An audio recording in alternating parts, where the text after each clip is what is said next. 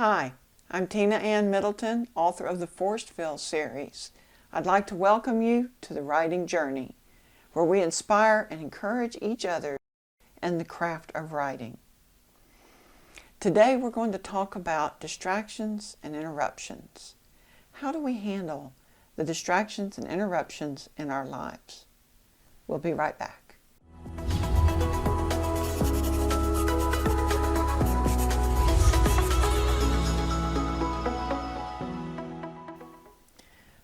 Distractions and interruptions are a part of our daily life.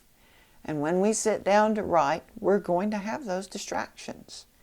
They can be short-lived. Somebody comes into the room, says something to you, goes back out. They can be longer. Somebody comes in and says, hey, I need you to come do this with me. And that interrupts, and it could be a while before you get back to your story, before you get back to working on your book. Today, I'm going to discuss some of the things that distract us when we're trying to write. You'll probably identify with some of these. Now, the first one is a big part of our lives, computers. There are so many ways we can be distracted on the computer. One of them is email. We get emails, we feel like we need to check it, we need to clean out the old stuff. Look, I need to respond to this one. I get tempted by email offers. Offers for books. Offers for things on Amazon. Oriental Trading has a sale. Oh, look, I want to go check that out. So that is a distraction for me when I get on email. I can spend a little while there. How about you?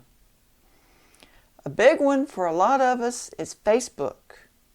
We want to get on there. We want to see what people are posting. Oh, look at that cute video. Look at those cute pictures. Some people play games on Facebook and they post their games up there. What kind of animal would you be? That kind of thing.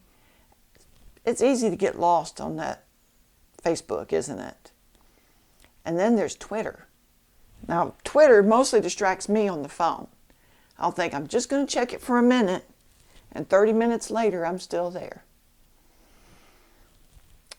We get distracted because we want to answer too. On Facebook, on Twitter, we have our own things we want to post.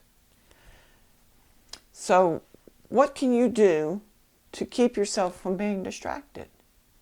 How about setting a time limit for yourself? Maybe even set an alarm. I'm going to be on Facebook for 30 minutes, or I'm going to be on Twitter for 30 minutes, and then I'm going to get back to my book. That way, you still get to stay on social media, but it doesn't keep you away from what you need to be working on. Now, speaking of Facebook and Twitter, I would like to encourage you to follow me on Facebook and Twitter and my Amazon author page. Also on YouTube, subscribe to my channel. Be sure you ring the bell so you get notifications of future videos.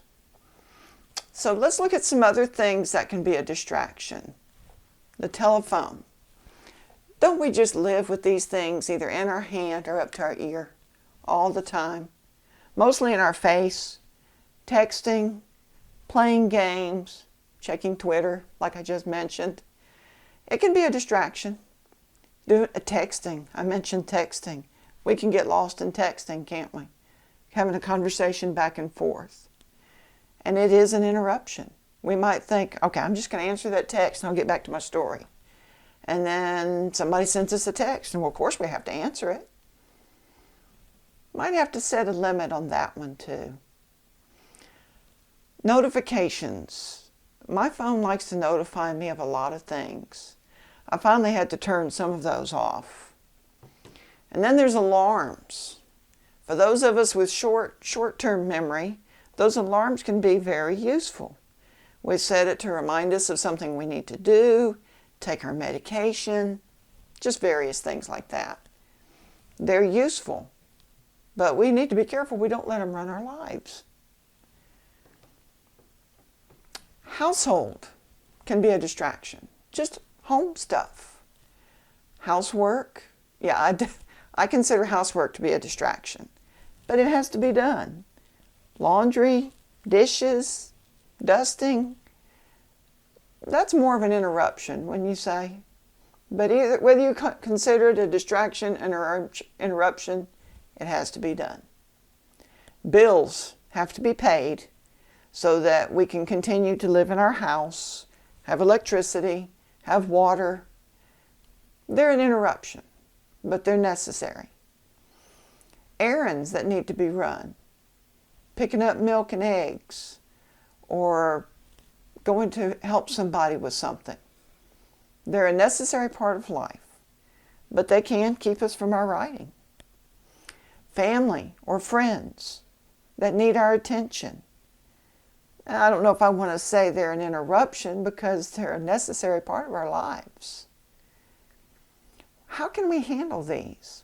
What do you do about those interruptions from your family?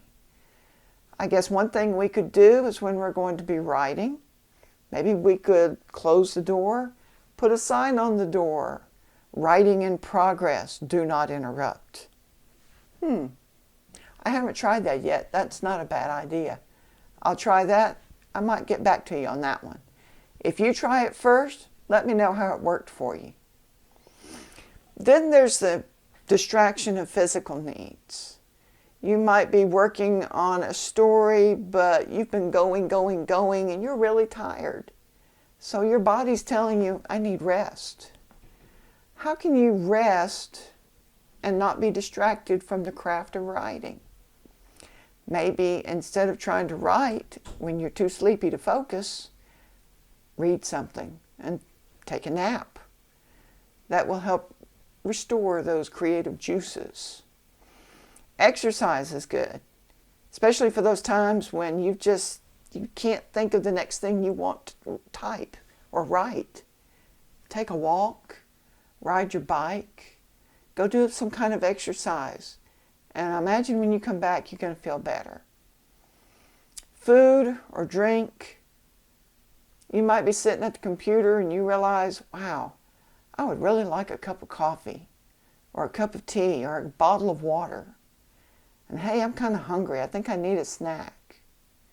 How can we minimize those? What if you planned ahead? Go ahead and have that cup of coffee or cup of tea or bottle of water and your snack. Have them in here with you. And just be careful you don't knock it over on your keyboard or you're going to have a different kind of interruption or distraction. So these are some things that can be interruptions, they can be distractions. What are some things that interrupt your work, that distract you from your writing? Comment below and let me know, how do you handle your interruptions and distractions? You know, sometimes we might be tempted to just hide from the world. I am not coming out until this book is finished. But we know that we can't do that. You know, we need to stay in touch with others. We have to pay bills. We have to take care of our homes and ourselves. So again, how do you handle those interruptions and distractions? Let me know, and we'll talk again.